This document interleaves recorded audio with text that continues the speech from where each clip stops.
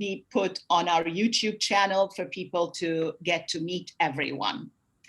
So, officially opening the first Meet the Filmmakers session of our festival. Actually, the festival doesn't open until next week, but when I saw this opportunity, I felt, wow, this is fantastic. Let's do a session where we bring together all the women filmmakers from SRFF 2021, and let's have a ball, especially today on International Women's Day. So first of all, everyone, happy International Women's Day.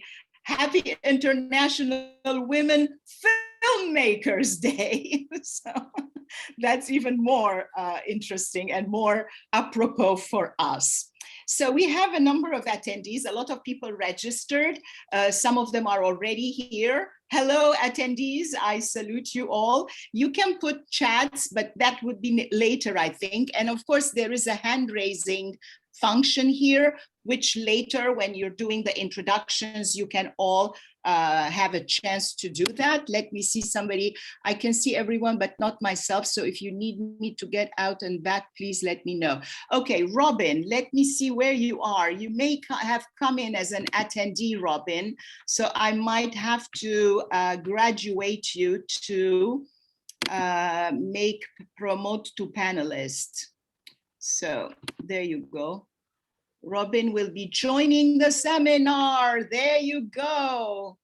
Where are you? Yes, now you can open your okay, here I am. right, there you go. Yeah, because what happens is that if you join from the general link, then you're just an attendee, okay. Which at the end, we have an opportunity to bring some of our friends here who we recognize or who want to chat more closely. Maybe we'll open it and have all these people on the screen at the end. Okay, first of all, what is this festival? Socially relevant film festival. And why did I open it? Why did I start it? Am I crazy or what? Well, yeah, maybe I am crazy because I had experience curating films and doing sidebars in a bunch of festivals over the years. And having worked closely with film festivals, I did not have the responsibility on my shoulders, but just doing that part in the festival was enough for me to say, wow, forget about it. I will never do a film festival. So they say never. Yes, that's true. So in 2013, about January, I was at the Rotterdam Film Festival where I used to go regularly and had a film that I directed, which was featured there and so on. First of all, let me also tell you all that I'm an actress to start with. I am not an MBA or anything like that, or a businesswoman or a festival administrator, but I'm trying. I had this idea. I said, well, the reason I had the idea was because I got sick and tired of seeing violence on screen. Violence on screen and violence on film posters. The on-screen part, I understand, but then if I don't choose to go see that kind of movie, I decide not to go. But with the movie posters that are on the bus stops, that are everywhere, that are on billboards, harassing us, attacking us, invading our visual space, and with very violent images like guns and machine guns and daggers dripping blood, or people running away in, from very violent situations. So I felt maybe it's time for us to offer an alternative entertainment, an alternative form of entertainment. So an alternative form of entertainment meant giving people something that did not have violence in it. And however, when I started putting together the ideas and so on, I realized if I go just by nonviolence, it might make it a bit limited. And also we're talking about gratuitous violence here. If we're talking about situations of domestic violence, for example, or other forms of violence against women and girls and so on, it's not possible not to show it. We cannot just talk about it and not to show any, but I'm talking about gratuitous violence. And we know everybody can think of a movie that completely banks on it. So that was one trigger. The other was a more personal story, which I want to share with you all, is suddenly I realized the following year it was going to be the 10th anniversary of the brutal murder by stabbing of my cousin and my uncle, who unfortunately lost their lives in this hate crime. And that happened in Egypt. And I felt I need to do something to commemorate them. So I felt these two together, anti-violence, violence against women and girls, and the commemoration, it all came together in the socially relevant film festival. And since by background, my first master's degree is in sociology, I felt, oh, social issues. What else could be more interesting? Human interest, social issues that can still offer us entertainment in the positive sense of the word. Not that we're going and ha-haing, hoo-hooing about people's miseries, but also show us the light at the end of the tunnel.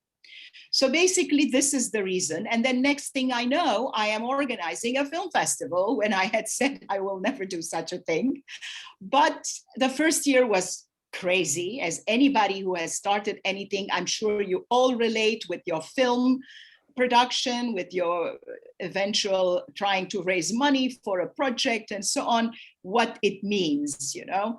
And then you sweat bullets, you lose your sleep, you say, I'm crazy, what am I doing? And so on. And then suddenly the mission hits you. And you realize you have to do it.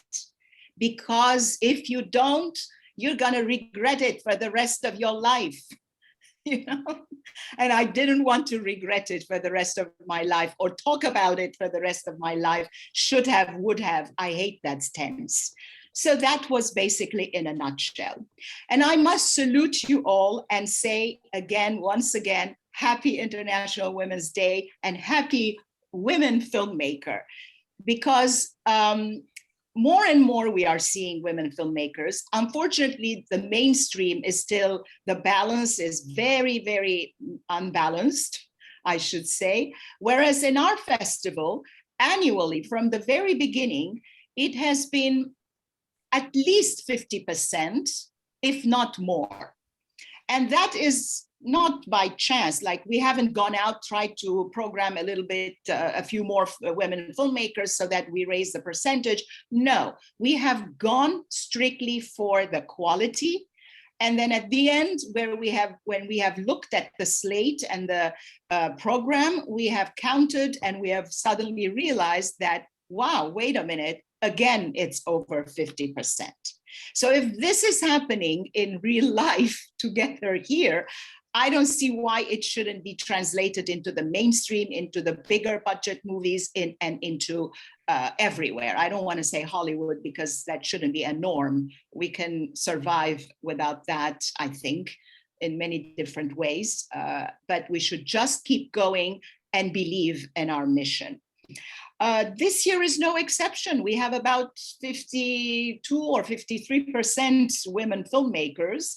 And I want to take this opportunity also to thank all our sponsors, and also specifically in this particular case, Flixa TV, who is co-sponsoring this particular talk and also doing the Flixa Award. So all the women filmmakers are contenders for that. And there is a nomination list and so on. They're concentrating on features and documentaries, but the short films directed by you all are coming under the Women Film Critics Circle Award. So there are 2 awards in this year's festival that will honor specifically women filmmakers. And I want to thank all our other film sponsors as well. Some of them might be already attending, some of them will come in later, and whoever is listening, or they will also hear it later when we put the recording on YouTube. I cannot thank everybody enough. We have also been granted again this year by the City of New York and the State of New York. So we are very, very happy. I just got the email a couple of days ago, and we have been supported again by a city and a state grant.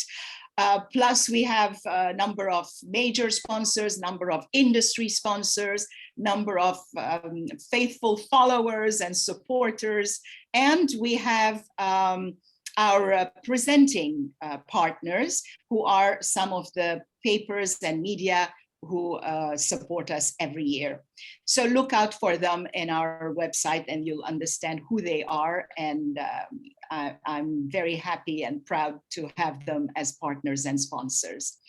Of course, I'm not going to go back and announce everything again because all the schedule is on the website. We have some fantastic workshops organized for you. Most important are the low budget film production at the Screen Actors Guild.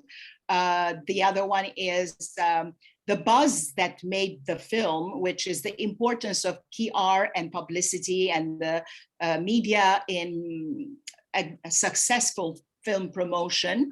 The other one is distribution, and the distribution, new trends, new platforms, new ways, especially now, followed immediately by a one-on-one session with Jordan Matos of Aspect Ratio. He is going to have sessions with whoever has registered for that session.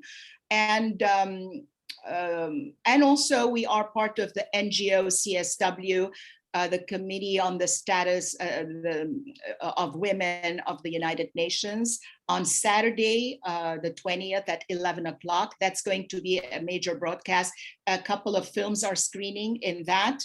And also the filmmakers with additional panelists will be talking about different issues touching upon gender equality and related matters. So the rest is all over the website. So to purchase tickets, I must say this because some people are having difficulty. The best thing is to go to our website first. There are tons of trailers there. Each trailer has a link underneath in the title that takes you to that particular film on the ticketing site, on the screening, on the streaming site, which is provided by Spark Fest Live TV. So if you don't want to do that, the other way is to click the button that says film programs and tickets. That will take you to the entire Spark Fest list that we have. The films are listed under themes. There are climate change and sustainability, disability, forms of violence, empowering women, genocide, human trafficking, home and belonging, immigration, race and prejudice, youth and LGBTQ, youth and children, etc. There are 12 different themes this year, and the films are put into blocks under these themes. If it's a feature film, sometimes quite long, it plays by itself. If it's a documentary that's quite long, it plays by itself. Some of the features and documentaries are preceded by a short, and then the shorts are grouped together into different programs. So it's a little bit of a search if you are a short filmmaker or you need to point your followers to your film. But once you find it, then you can pay for that block. It might not be listed under your film's title, but it's easy to find. So yeah, it needs a bit of patience because all this online business is quite new. Before, you used to purchase a ticket, show up at the cinema, be shown in, sit down and watch. Now you have to participate and become a techie in order to be able to enjoy the movie experience. But the world is becoming like that now. Okay, everyone. So what I'm going to do now is I'm going to ask you all to introduce yourselves briefly, say your name, what is your film, and also let's mention where you are right now, because it's interesting to see from all the different parts of the world, the people are joining from all different parts of the world, which is one of the silver linings of this COVID business. Let's look at the positive side as well. That otherwise it would not have been possible. We would have only concentrated on the filmmakers who came to New York during the festival. All right, so I'm seeing here on my screen the first person, and she was the first to join to come in, Elizabeth Joy Herzfeldt, right? Did I say correctly your name? It's cut off, so I can't read the rest of it. Anyway. Please introduce yourself and which film and so on. Hi, everyone. I'm Elizabeth Herzfeldt-Kamprath, and I'm the producer on the film Unbreathable, The Fight for Healthy Air. And the film is a short documentary that takes a look at the 50 years of the Clean Air Act in the United States and the challenges that the country still faces with ensuring healthy air for everyone. And I'm calling in from Portland, Oregon. A lot of the production team is from Washington, D.C. And we partnered on this project with the American Lung Association, who has been a tremendous partner in providing access to health professionals and providing an excellent audience and providing some access to making this a politically relevant film. And then we also partnered with the American Center for Environmental Policy at American University. So it's an honor to be on this panel and to be among so many incredible women. And I'm looking forward to this festival, so thank you. Thank you so much. Her film is screening under climate change and sustainability. So in case you're looking for it. Yeah. Next is Julia.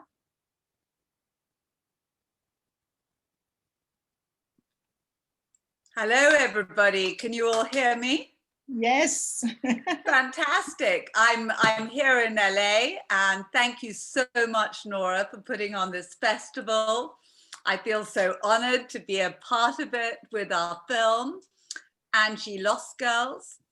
And my film is about human trafficking.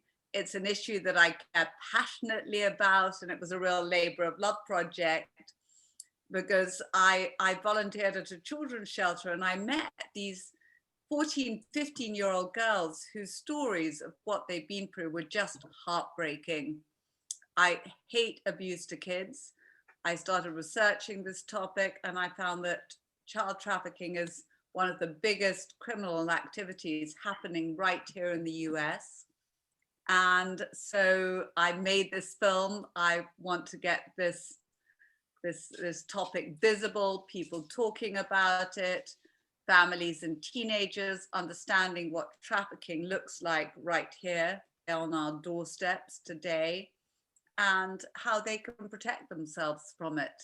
Yeah. And thank you. Thank you. It's a very important topic. A couple of years ago, when we used to do the in-person festivals, every year on that Monday, which fell in between the week, between the Friday opening and the Thursday closing of the festival, we used to have a spotlight panel. And a couple of years ago, it was about human trafficking. So we are very, much axed on that issue. And it's your film obviously is screening under the human trafficking section, but it's screening on its own. There are 2 blocks of human trafficking because it's a feature, it's screening on its own, but there is also a second section, human trafficking, which is a collection of shorts on the same theme. Yes, next we have Robin. Hi, yes, I'm Robin Starbuck, and I'm actually the chair of filmmaking at Sarah Lawrence in New York, but this is COVID, so I'm here on the Crow Reservation in Montana, where I have family and I'm working on a new film.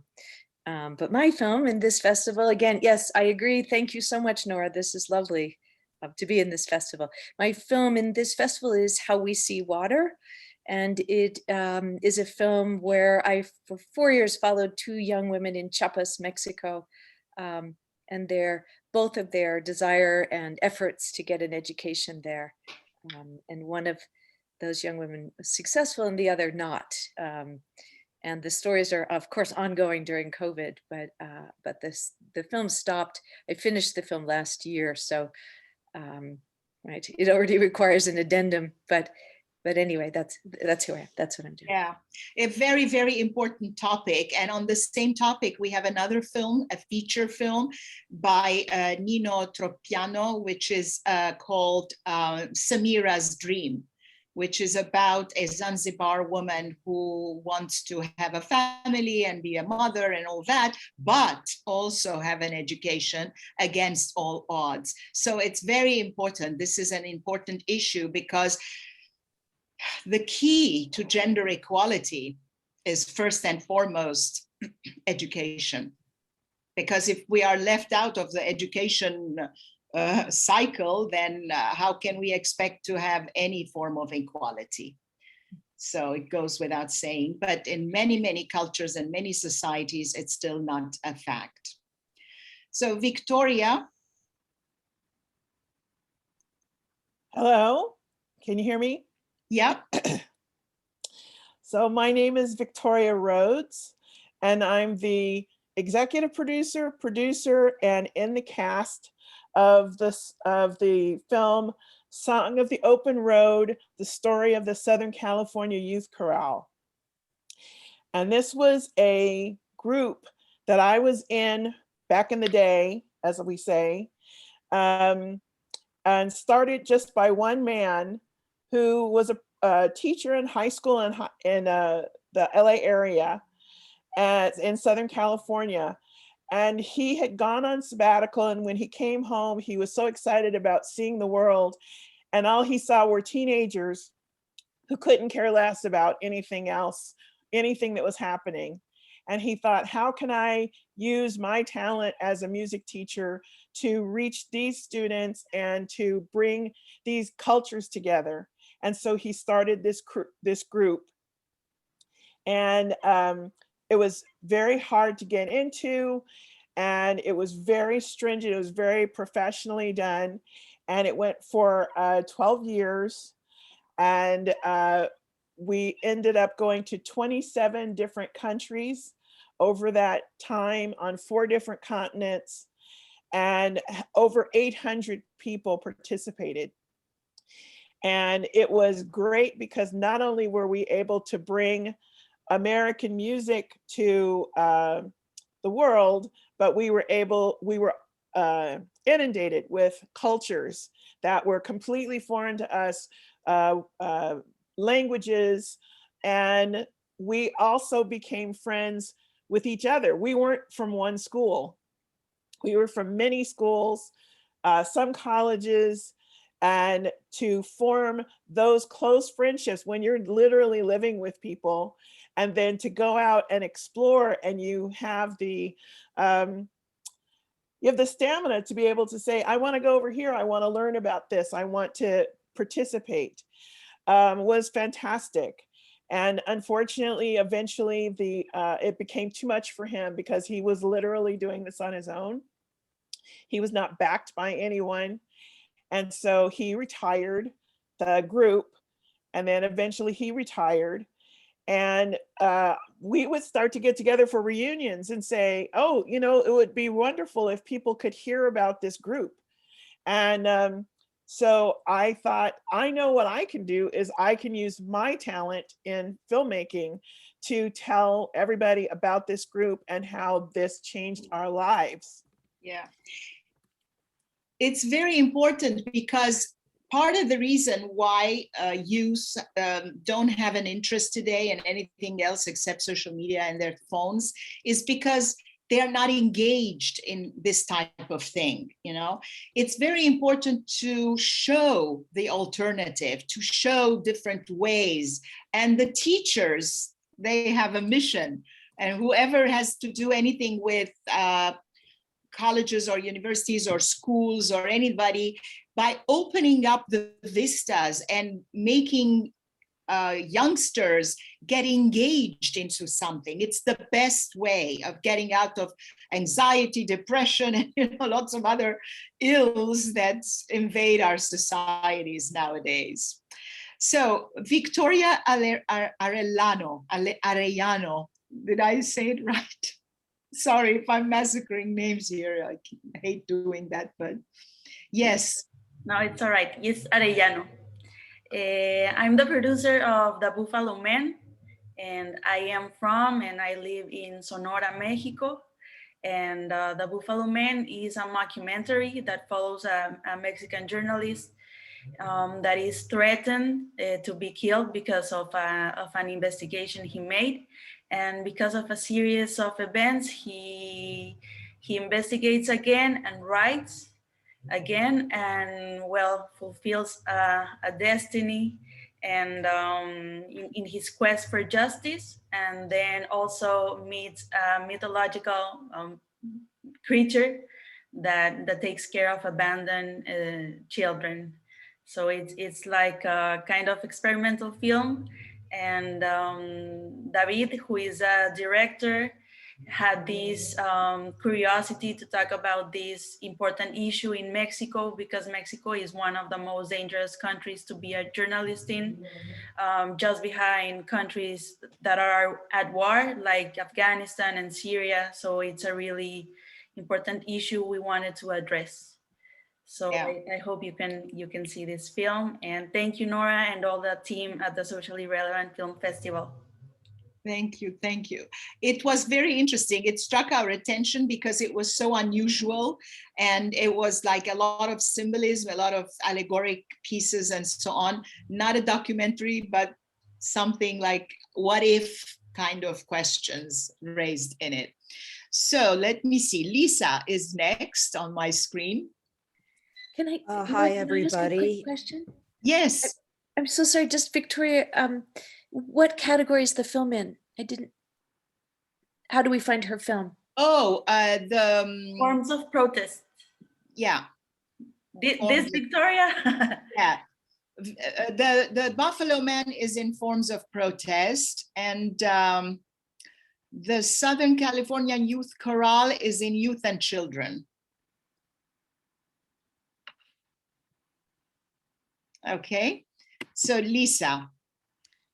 Hello, everybody, and a shout out to Robin, fellow academic. I'm Dr. Lisa Mills at the University of Central Florida, and my film is Son of a Sweeper. It was shot in India pre-COVID 2019, and it's about a fellow who is untouchable in India, even though it is illegal. The culture still has a very heavy influence of caste there. And he has somehow managed to obtain a graduate education anyway, and is now going around India to the slums of the untouchables, the sanitation workers, the sweepers, and setting up educational resource centers there for the children, particularly for the girls, so that through education, they can improve their lot in life and not have to become sanitation workers when they grow up. It was shot in May of 2019 with 2 graduate students. And so last year during the pandemic, I updated it a little bit with some footage that Vimal Kumar sent me from India of how they are dealing with COVID there. So really pleased to have the film in your film festival. I think I've sent every film I've made once a year to your festival, and I'm very pleased to have this film programmed. So thank you so much. Thank you so much. It's a very important message, and it's playing in the race, prejudice and discrimination category. However, with the Q&A, it's going to be in another look at the schedule. I don't have it in my mind. I spent all day yesterday trying to, solve the puzzle, because there's so many things to coordinate, and also trying to give enough time, because there were a huge number of race, prejudice, and discrimination films in that session. And I felt if I bring all the filmmakers in this one session, nobody's going to have a chance to say anything. Whereas other sessions were not as populated. So there were some shifts made. So the schedule will be posted later. So please look for your film, and then you will know which day and what time your chat is. But it's in the screening, it's blocked under race, discrimination, prejudice, and discrimination. Yeah. So it's called Son of a Sweeper. Yeah. And then we have Metra. Hi, everyone. I'm Metra Lundy. The name of my film is A Walk in Her Shoes. I am sitting here with my co-director. Hi, I'm Selina Garcia. I co-directed A Walk in Her Shoes, and I just want to say a big thank you. It's our first film festival, so thank you very much to Nora and all the team for including us. It's really a pleasure to be sitting here amongst everyone, all the women filmmakers here. So Metra will talk about what the film's about. So the film is an intimate look at a journey that I took from Maryland to Canada. A total of 695 miles, upon which I walked 245.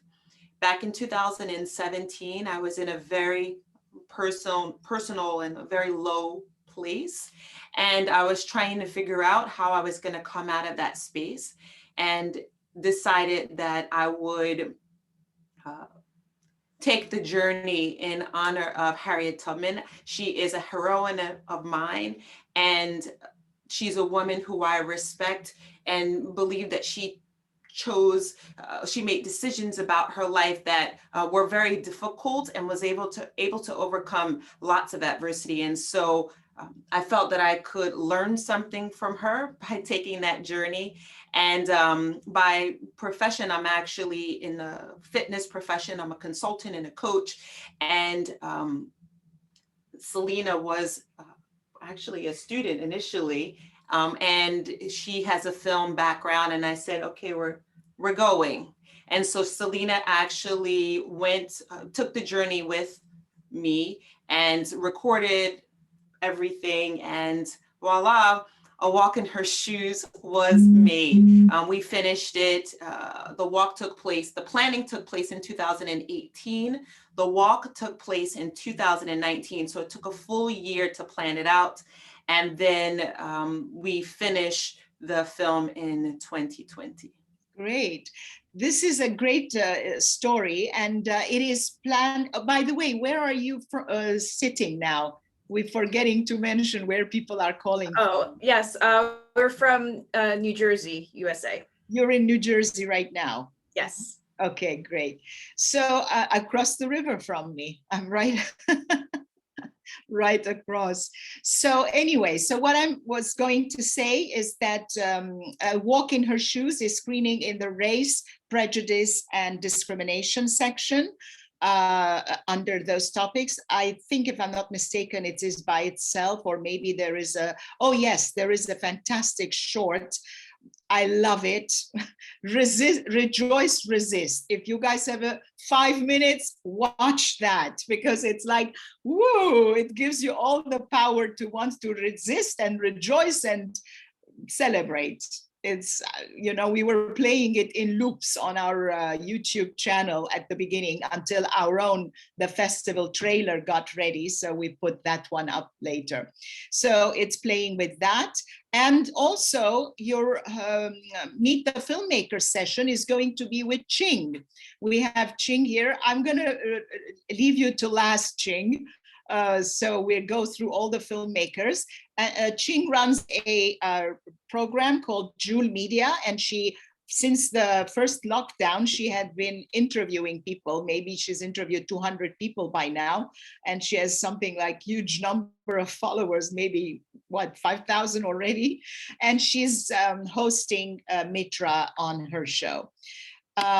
Okay, so next we go to Gwyn. Hi, yes, and I really resonate with the mission of this festival, so thank you so much. It's beautiful. The film that I've been working on that's in the festival is called Something to Give, and it's a count of survivors and perpetrators who are interviewed in 2019, but the content is around post-genocide of 1994 in Rwanda. And some of the inspiration behind the film is to honor the restorative justice process and how, what does it look like to forgive and move forward in the aftermath of such atrocity, and how we process our trauma interdependently, and to honor the role of both the survivor and the perpetrator in the healing process, and to show an example in a more extreme, intense context that can actually be applied across so many areas of all of our lives at whatever scale we are, as an example of how healing and self-realization plays a role in our interdependent healing as a world and restorative justice. Yeah, it's a very interesting topic, and it struck my attention. Obviously, this genocide issue rings chord with me, because with my Armenian ancestry and my grandmother being a survivor of the first Armenian genocide, I should say, because it's still continuing in 1915, I cannot but not identify or be indifferent to it. So her film is screening in a group called Genocide and Survival, and it has The Desire to Live, which is a beautiful 17-minute collage of small clips of documentaries currently, right now, filmed by Mariam Martirosyan, which is on in Karabakh right now, on the war that just happened last fall, the 44-day war, and all the people who have been displaced as a result. And also Back to Solos, which is my screen partner in a feature film that I had done, Serge Avedikian. And this is a documentary about his visit back to his ancestral village in Turkey, where, of course, nobody lives anymore, no Armenians, since the genocide, and everybody got dispersed and everything like that. So he's taken regular trips to go back and understand and relate with the people who, some of them have no idea what happened. Some of them feel somewhat responsible, but don't quite know what to do. And it's exactly that. How do you move on? Or do you move on? Or if you keep it where you are, then you don't move on. So this was very interesting. And we are going to talk about these issues in the panel of the Meet the Filmmakers that is scheduled under genocide and survival topic. So I am seeing next Andrea Martina. Hi, everyone. Happy Women's Day. It's so cool to do this today, especially. My name is Andrea Martina. I am the writer, producer, and actress in The Turn, which is a short film under Home and Belonging. And it's a film about a woman named Ava who has to overcome her prejudice with the help of Turek, who is a homeless man that parks his tent in front of her house. And it's a big arc for both of them. And it's just a very emotional story that we actually filmed during all the Black Lives Matter protests back in June 2020. Yeah, we are in Los Angeles and we filmed it kind of while everything was happening. It was just a big urge to do something artistically, to tell a story that is meaningful during that time. And it also supports the Homeless Lives Matter movement, which is kind of a combination in the film. And yeah, I'm in Los Angeles, like I said, originally from Switzerland, and just love to be here with everyone. That's great. Her film is screening in the Home and Belonging section. It's a section which has predominantly more like films on homelessness, but instead of labeling the topic homelessness, which we have done in the past, we prefer to call it Home and Belonging. So we have Elizabeth Phillips Gibson. Hi. You have two names, but Yes, I do. Chopped. Another long name. Hi, I'm Elizabeth Phillipson Weiner. I am the producer and composer of Gets Good Light, which is also screening in the Home and Belonging block. Where are you? I'm in Brooklyn right now. Okay. Yeah. Some New Yorkers all the way. Yes. So Gets Good Light it follows the story of a real estate broker who puts his career and life on the line for one of his coworkers during a run-in with ICE. His coworker is undocumented, and he has to make a decision about how far he's going to go to help this coworker. And it's really an exploration of solidarity and what it means to be an ally and what you would be willing to sacrifice to help someone who's in the most dire situation of their life. Yeah, very interesting. Next, we have Dayna Lee. Hi, my name is Dayna. I'm based in Pasadena, California. I'm the producer and the director of Sex Sells, which is a film about the debate over decriminalization of prostitution in America. And it's told through the accounts of former and current sex workers and also survivors of sex trafficking. So it's kind of a survey documentary talking to these different people about their stances on decriminalization of prostitution. Yeah, that was also very important because it goes also with the human trafficking. And I think it's programmed under human trafficking because not all is, some people think, oh yeah, if she's a prostitute, maybe she wants to do that. Not at all. I don't think anybody would choose to become a prostitute.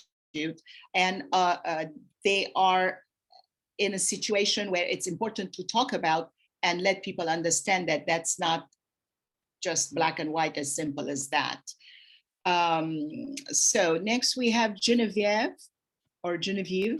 depends on how you want to pronounce it. However you want to, Nora. Well, I would say Genevieve because yeah.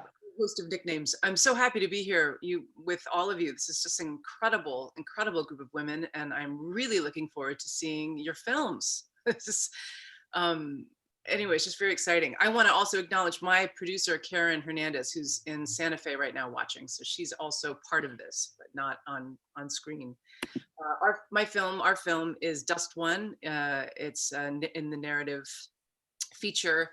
It's a narrative feature. It's in the immigration category. And Dust One is a fable about a veteran, a patriot who's building his own wall out of trash in the middle of the desert, and an undocumented migrant who gets lost. It's about the friendship that develops between them.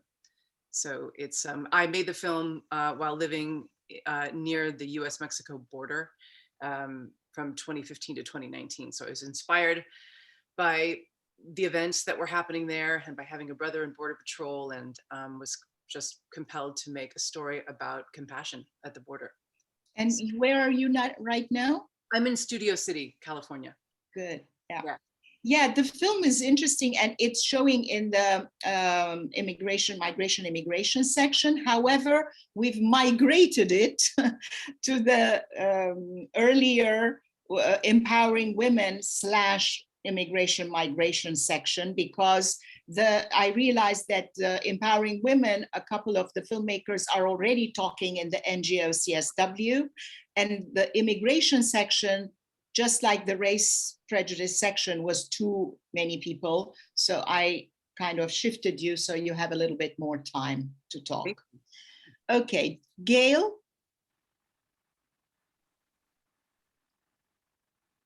Hi, everyone. Greetings.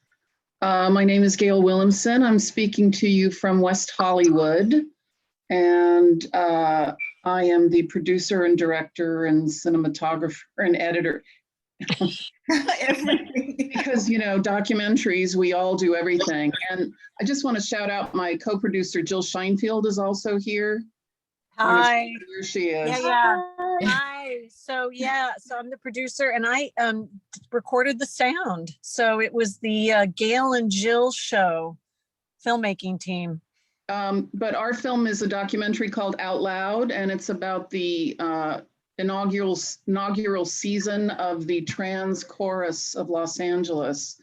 It's a feature documentary. I think we're screening in the LGBTQ slot, and we were sort of embedded with this chorus, which is the largest group of transgender and gender nonconforming people in the world who come together regularly to make music.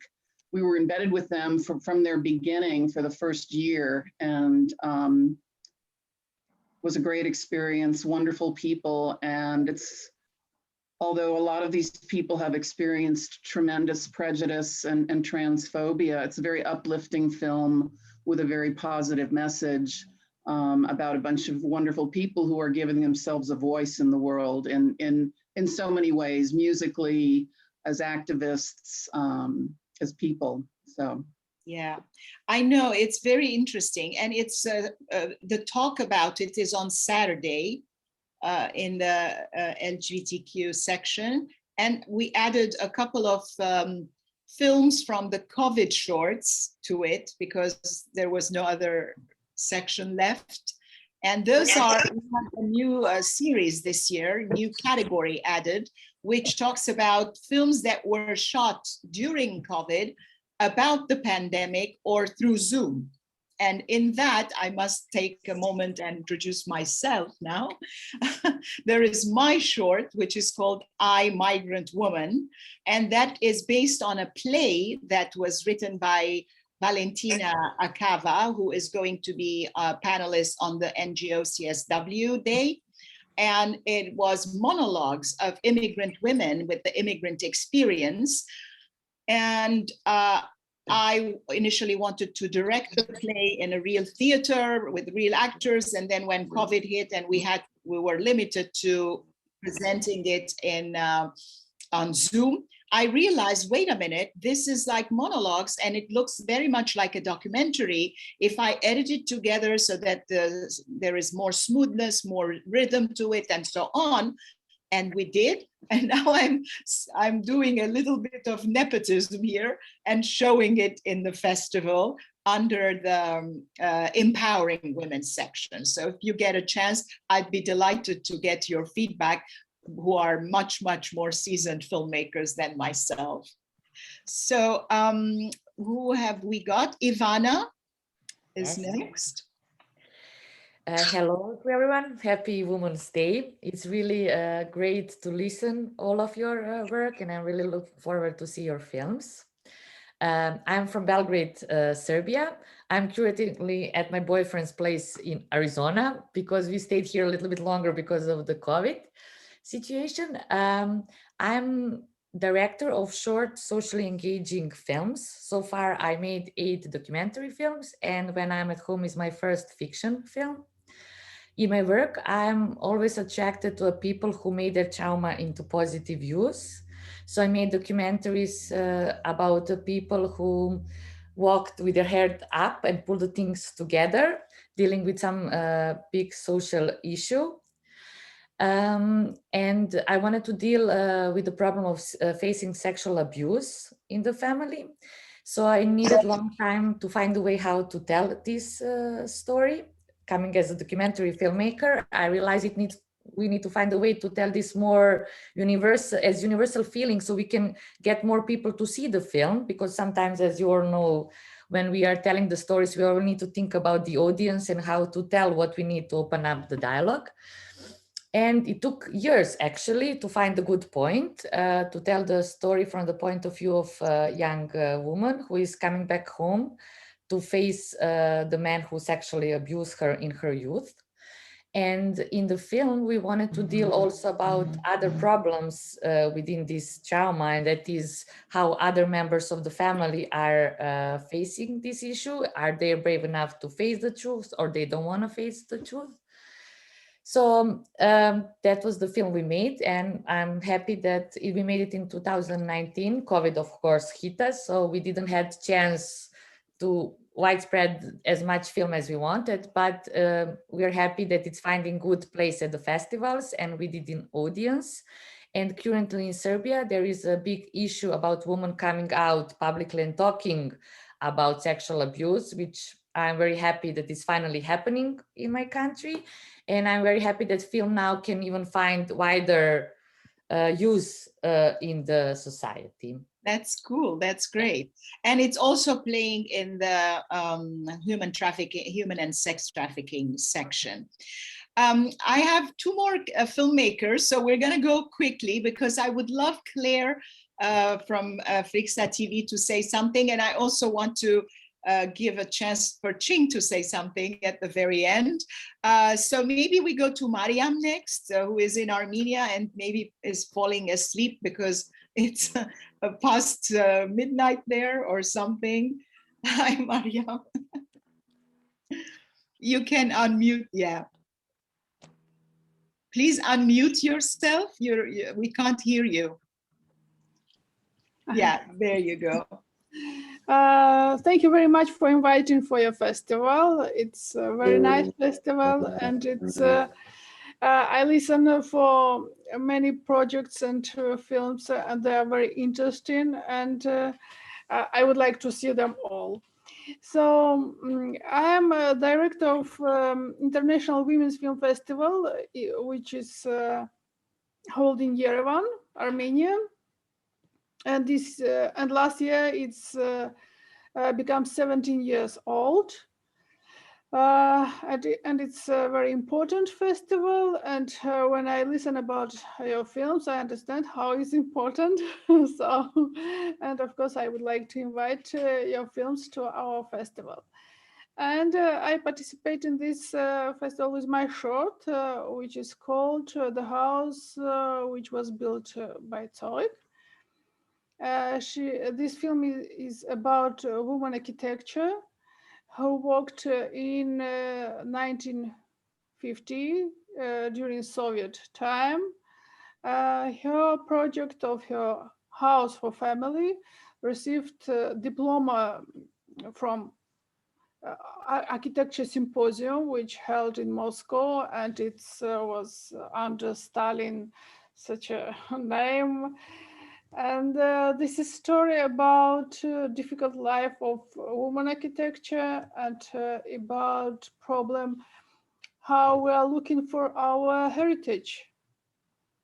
So, and this is a great question about our heritage, about our woman. So this is a big question, which is every time is very actual for us. Yeah. Thank you so much. We're going to go quickly and give a chance to Rishabh to introduce herself, and then I would love Claire to say something if she can still stay a couple of minutes over because we're already running late. Oh, you're not a woman. Imposter. Out. Sorry, I got the link. I thought I'll just listen to the event. Sorry, and that's why I was couldn't just tell from the name. I thought it was a woman. So you won't introduce yourself here. So what is your film? Just tell us what the film is. It's called Birds Without Wings, and it's about an NGO in India. Yes. And it's I would a let great everyone film talk about education and the importance of education again. Sorry. Sorry. Thank you so much. Just listen now. A guy. Okay. So Claire, please welcome Claire Couson. Hi, everyone. Thank you so much for presenting your film. Nora, thank you so much for the invitation and for having Flixa by your side for the Flixa Awards during the festival. We're really looking all your films. They look fantastic, and congratulations for making them, because I know how difficult it is to make a movie and to put it out there in the festivals and then have it distributed somewhere. So what we're doing at Flixa is we have a platform, a streaming platform, a bit like Netflix, but a little bit smaller, obviously, and we are dedicated to women directors. So we are looking for films to be included in our catalog and to be shown to our audience. And we are a non-exclusive platform, and we split our profits with the filmmakers we're working with, trying to be as collaborative with the management of the platform as possible with the filmmakers and in their interest. So yeah, it's our first year partnering with a socially relevant film festival in New York and with Nora, and yeah, we're extremely excited to see your films. Thank you so much, Claire. I wanted to offer a chance for Ching to say something, but I think she already put her information in the chat. And since we're running late, it's 3:33 right now. So I don't know, where is Ching? Is she even here yet? Maybe she already left, because she has, oh, there she is. She has her show on Wednesdays. So you want to say something quickly, Ching? Because it's already 3:33 and I don't want to go too over. I know, I'm a German, you know, we're over time. So yeah, congratulations to all of you. And I know, like Claire said, how difficult it is to be a filmmaker and then to make the film and then to be accepted by a film festival, such as a socially relevant film festival. So I do films, and please check my YouTube channel. I'm a YouTuber nut, and do a lot of talk shows, interviewing artists, interviewing filmmakers, interviewing musicians, composers. So if you wanted me to interview in the future, you know, not associate exactly with the current festival, because I don't want to clash their interviewing, and then just let me know and check my stuff. And then so best of luck, and yeah, thank you for having me, Nora. Thank you, thank you. And I have somebody here who's congratulating all the filmmakers, Michael Claes from our festival board and our festival team. He says, congratulations to all the filmmakers, very impressive work and grateful for your comments today. And I will take on from there and thank you all from the bottom of my heart. I cannot thank enough the filmmakers, because if we didn't have the filmmakers, it goes without saying that we wouldn't have had a festival. I mean, this festival is not me, is not the team, it's the films and the filmmakers. And thank you for taking the torch and making films about important issues, drawing attention to issues that matter, instead of going with explosions and special effects that in the end, beyond the wow factor, they don't do much. So another person, thank you, Nora, and cheers to all my fellow filmmakers. That's Gail. I think you can save the chat, and because there's so many informations in the chat, maybe I should do the same. Just do a screenshot. Do a screenshot of the, my screenshot is not working. Oh, okay. Yeah, so I cannot, but whoever wants to do that, please feel free to save the chat, because some people put their information. And thank you again, Claire, for being there. It's so important for us as filmmakers, as festival organizers, to have the support of the other end of the spectrum, which is the distribution, the platform. We make the movies, the festival shows it during a week, and then what? And then comes Flixa TV and makes it available to the rest of the world forever and ever. And so it's very, very important to complete the cycle that way, because otherwise, you know, all of our efforts can be going down the drain. So I have somebody here, I'm not able to save the chat. Please save an email if possible. Thank you. Mabel is saying that. And I don't know, I should be able to, I think my chat is saved automatically because I'm recording it. I hope to I hope that's the case.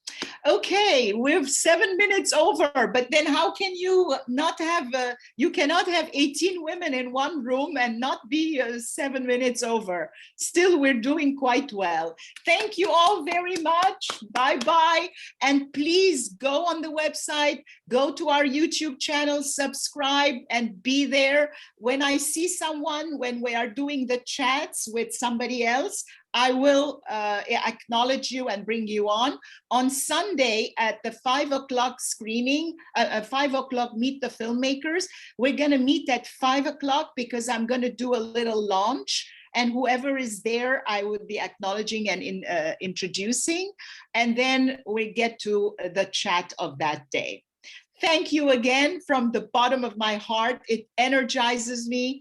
It makes me happy. It makes me feel like I fulfilled a bit of my purpose in this world. So thank you for helping with that. Bye. And happy International Women's Day. Yay. Bye, everyone. Bye-bye. Bye. Bye. So to wrap it up, everybody's jumping off to other meetings, but here we are at the Socially Relevant Film Festival's 8th annual edition. Please go to our website, purchase your tickets, be patient. You might feel a little bit of a technical challenge there because it's the first year we are using a streaming platform and it might not be very easy to navigate, but we have wonderful, wonderful webmasters who are there to help you all along the way. Thank you all. Bye-bye.